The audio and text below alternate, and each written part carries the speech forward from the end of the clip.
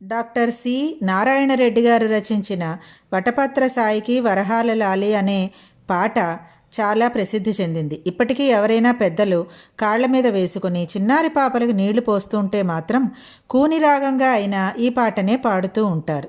ఈ వటపత్ర సాయి ఎవరు అనే దాని గురించి ఈ వీడియోలో మనం తెలుసుకుందాము. వటపత్ర సాయి అంటే మర్రి ఆకు మీద శయనించిన భగవానుడు అని అర్థం.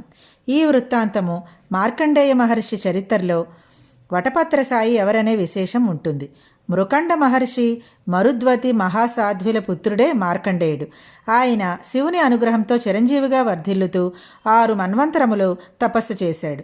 అపారమైన ఆయన తపోగ్నిని చూసి 7వ మన్వంతరములో ఇంద్రుడు ఆయన తపస్సును చెడగొట్టడానికి ఒక అందమైన అప్సరసలను పంపాడు. వారి అందచందాలకు నాట్యహోయలకు మార్కండేయుడు చలించలేదు. అటువంటి నిష్ఠతో తపస్సు చేస్తున్న మార్కండేయుడికి శ్రీ మహావిష్ణువు ప్రత్యక్షమై ఏ వరం కావాలో కోరుకో అని అనుగ్రహించాడు. అప్పుడు ఆయన అశాశ్వతమైన వరాలను అడగలేదు. స్వామి, నీ మాయను చూడాలని ఉంది అని మార్కండేయుడు మహావిష్ణువుని కోరుకున్నారు. ఆ తర్వాత కొన్ని రోజులు ప్రచండమైన గాలి, ధారాపాత వర్షము విపరీతంగా వచ్చి సముద్రాలు పొంగాయి. నీటితో సమస్త జీవరాశి మునిగిపోయింది. మార్కండేయుడు మోహశోకాలతో విష్ణుమాయతో నీటిపై జీవించాడు. అలా తిరుగుతున్న అతనికి ఓ చోట మర్రి ఆకుపై శయనిస్తున్న బాలుడు కనిపించాడు. చేతివ్రేళ్లతో కాలిని పట్టుకుని నోట ఉంచుకుని చీకుతూ కనిపించాడు. అతడే వటపత్ర సాయి. అప్పుడు మార్కండేయుడు మహావిష్ణువు ఆదేశంతో మర్రి ఆకుపై ఉన్న వటపత్ర సాయి గర్భంలోకి వెళ్ళి చూస్తాడు.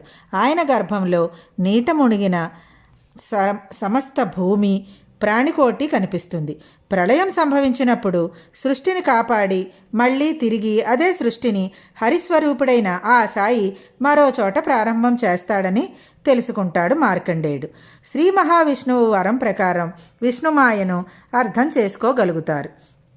ఇప్పటికీ ఆ వటపత్ర సాయి స్వరూపాలైన పసిపాపలు ఆయనలాగే చిరునగువులు ఒలికిస్తూ చక్కగా ఆ కాలిని తీసి నోట్లో పెట్టుకుని బొటన వ్రేలిని చప్పరిస్తూ కనిపిస్తూ ఉంటారు. అందుకే పిల్లలు దేవుడు ఒక్కటేనని మన పెద్దలు చెబుతారు.